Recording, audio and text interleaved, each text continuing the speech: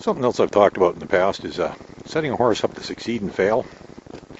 Now, I like to do a lot of liberty work, but there are times when having a lead on the horse is a good idea, because that way he can only do the right thing. I have enough control over him that he can't do the wrong thing. So I'm setting him up to succeed.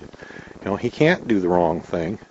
Well, I suppose he could, really, but it's far less likely if I've got control over him, if I've got the halter on him, and I've got a lead on him. Now, this is go back to gimmicks, too, a bit. I want him to turn. I want him to swing his back end over.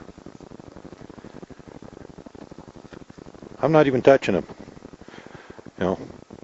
Anybody that says you need a stick or a whip or a spur or something to make your horse move, they don't have good horsemanship. They're that, and they've, in many cases, not that the people are really, aren't trying to be good horsemen.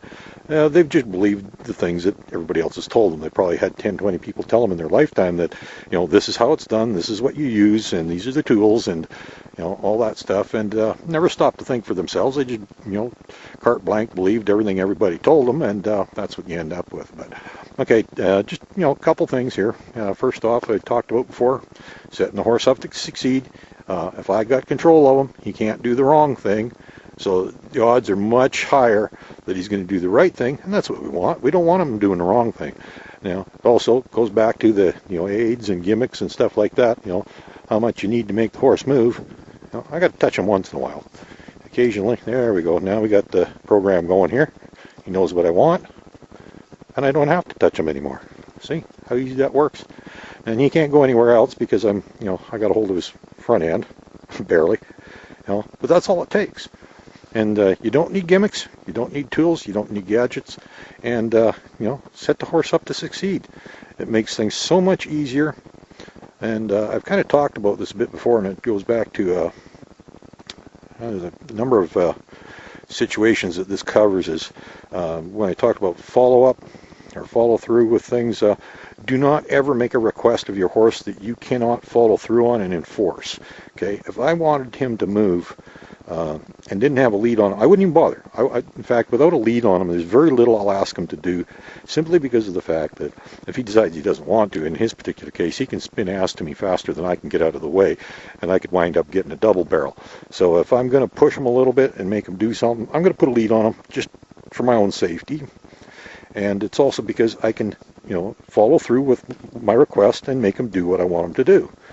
And again, I say, it doesn't mean bullying or anything like that, but, I firmly request, and, just like if I want him to move 2 feet forward, he's going to move 2 feet forward. If I want him to back up a couple of feet, he's going to back up a couple of feet, and we're not going to stop until he actually does it. Now, he's gotten really good with me now. He'll do just about anything I ask to without hesitation. Once in a while, especially when he's at liberty, he has to stop and think about it, whether or not he really wants to. But eventually, he always complies, kind of like my little girl. It's the same kind of a scenario. It has to stop and think about it a bit, but that's okay. I like a thinking horse. That's good. He's thinking, and that's what I want. I don't mind that he occasionally hesitates, because then he's not just blindly reacting to my request out of fear of pain or punishment or something like that. He stops and thinks about it for a minute and then decides, yeah, doing what you want is a good idea, because, I actually kind of like you and I want to do what you want me to do.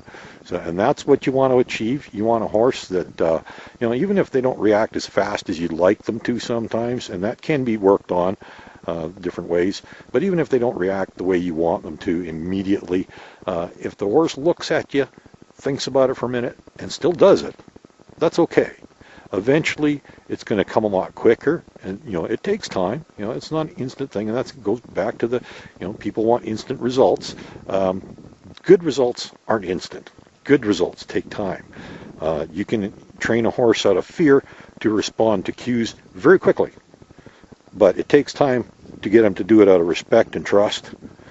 And in the end, that makes for a better horse, because I can't prove it statistically, but I swear that if you use bully tactics on a horse, sooner or later, someday, that horse is going to blow up. It's going to retaliate. It's going to say, I've had enough, and I'm not taking your crap anymore. You're riding on a time bomb, in my opinion, and I'm not the only one that says this, a number of other people that I've heard have said similar things, and my opinion is basically if you train a horse by those kind of methods, you're riding a time bomb, and it's just a matter of time before something's going to go wrong. So there you go, folks. Set your horse up to succeed. Don't use more than you need to, and take your time. Have a good day.